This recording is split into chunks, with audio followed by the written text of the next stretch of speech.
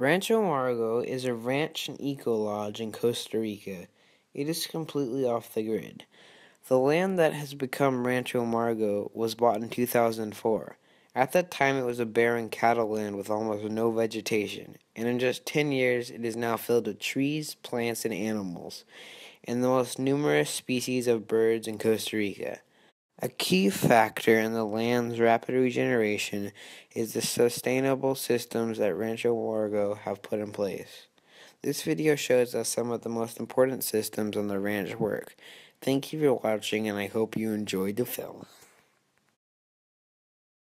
200 meters up there, and it comes by gravity up there. So water comes by gravity. At the end, we reduce the size of the pipe to increase the pressure. So there's a wheel that has a system like this. So the water hits that. That makes the turbine start spinning. The turbine by the pressure of the water. So we are going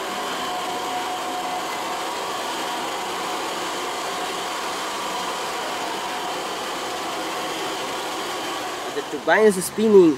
We are creating mechanical energy by the movement. And there's a dynamo that transfer or the turbine transfer that mechanical energy through or to the dynamo by belt. So the dynamo converts that mechanical energy into electricity. There's a water system that takes the electricity to the infrastructures, and water joins again the natural flow of the creek. Well, this is the compost pile. What they do, well, what's interesting is like, you get on top, it's cooler, like, but once you go down, it gets to like 70, 80 degrees Celsius. What's underneath all that stuff down there? Coils and water pipes, and the heat of the compost heats up the water pipes and heats up the water, so that lets us have hot water, all the rooms and the pool and everything. This, or in here, we have two main reasons why it doesn't smell as well, because we have approximately 20 tons of compost in here, and it doesn't smell because we have lots of cows, pigs, and horses manure. We have lots of animal manure over here, and it doesn't smell like that as well. So the first reason is going to be the animal's diet. We grow mulberry bush, we grow sugar cane, king grass, different grasses that we put in a grinder and create a green mixture. So that's how we feed the animals. So we try to keep a clean digesting system of the animals. So we ended up getting an excrement with less odor. So that is one of the reasons that it doesn't produce that smell. And the second reason is that in here, in the nature, there's mountain microorganisms, fungus. They are considered decomposers. So we collect them and reproduce them and put it in the compost to help us in the breaking down process, but also keeps away smell and flies. Because if you take a walk throughout the jungle, throughout the forest, there are lots of matter that are decomposing, rotting in there, but you cannot feel any smell. It's because those microorganisms, they do eat those bacteria that they do produce smell. So what happens naturally in the forest is the same thing that we are going to have over here. We don't need all this amount of poop. We produce this amount of poop every single day. So we don't need it for the worms. We need to feed the worms not every day. So that way they're going to keep like adding a little of compost. When the worms have like this, so this is all break down. That why we have to add a new one. This is a new one. If you go here, you're going to see the worms. They're all over there. This is, you can see it how this is almost break down, almost turning into that worms compost.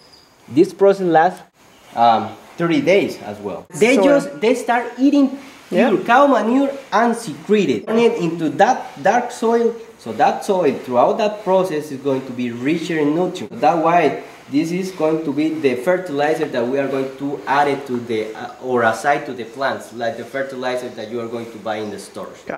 Okay, so here we have basically just a bunch of poop. But what's very interesting about this poop is in those bags that we showed you in there. Yeah, you can. They're all filled with poop, and then all that poop creates methane. And the methane is, they have little tubes that come out of the plastic, and the methane goes through the tubes and into the kitchen and creates gas for the kitchen that lights the stoves and, lets us cook our food. every container has a drain, so that pressure pushes out this liquid that we have here. This liquid is already processed without the methane gas, because in here you cannot feel that smell. If you smell something, it's going to be more like sulfur, not methane in here. So methane is kept inside there. So the pressure of the water, gas is above, so liquid is below. So the pressure of the water makes the liquid below to goes out in this tank. So this liquid is raw, is reaching or has the main elements, potassium, magnesium, phosphorus. So we place it in that tank. So that's how we use it as a biofertilizer. So we are going to spread it over pastures areas. So those pastures are going to be fertilized by that as well. So we feed the animals by those pastures as well. So that's how we are going to be closing a loop, because this liquid comes back to the pastures comes back to the animals digesting system, and we keep the cycle again. So this is going to be biofertilizer, and up there or inside there the gas is going to be kept, or we are going to be producing the gas transported from here to the kitchen via pipes, and the whole process is going to happen naturally as well using gravity, because liquids comes inside, but the pressure of the gas is going to start pushing out this liquid, so which is the remains from the whole process, which is raw liquid as well, is reaching main elements as well, and we use it as a biofertilizer.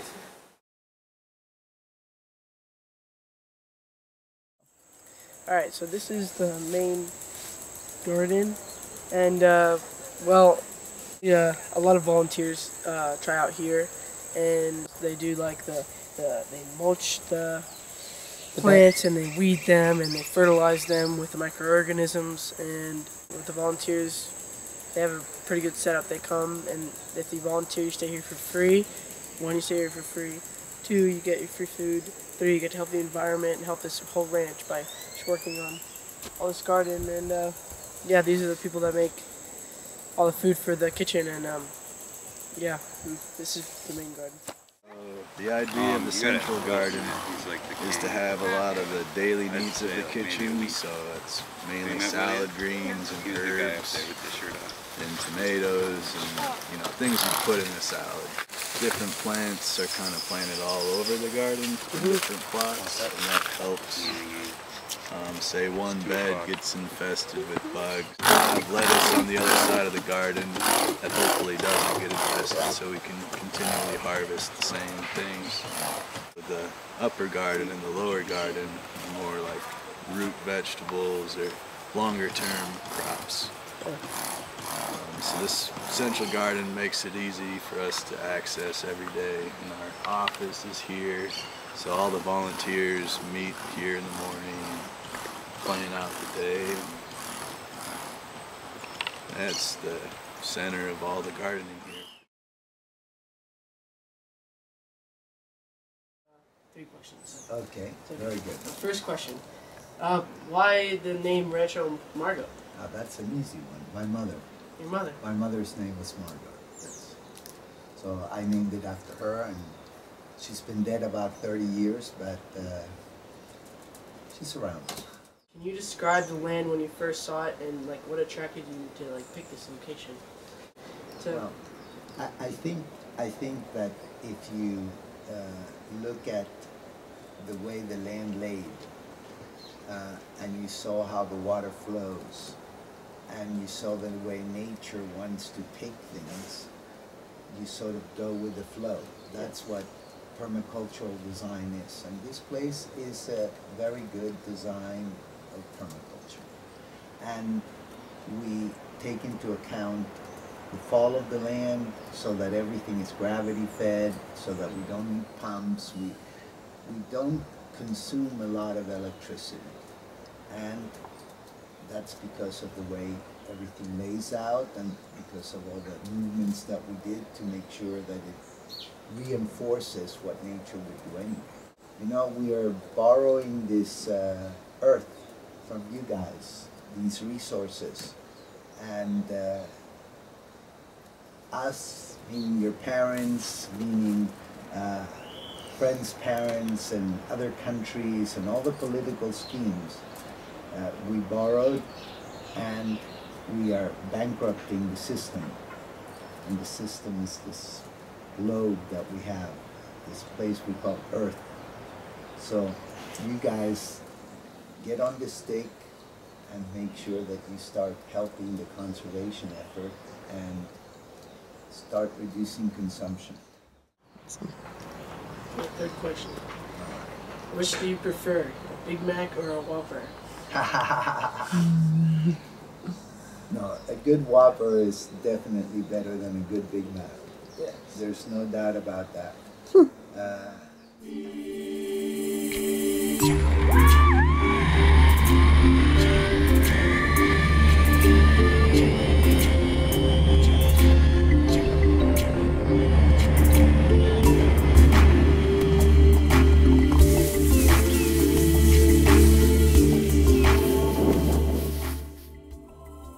What we got from this project is that our generation needs to take the Earth's pollution and environmental problems into our own hands.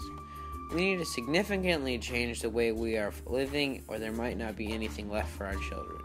By being more sustainable, getting water tanks, growing our own food, pursuing alternative forms of electricity like solar power, wind, and water turbines, we can start heading in the right direction and make a difference right now.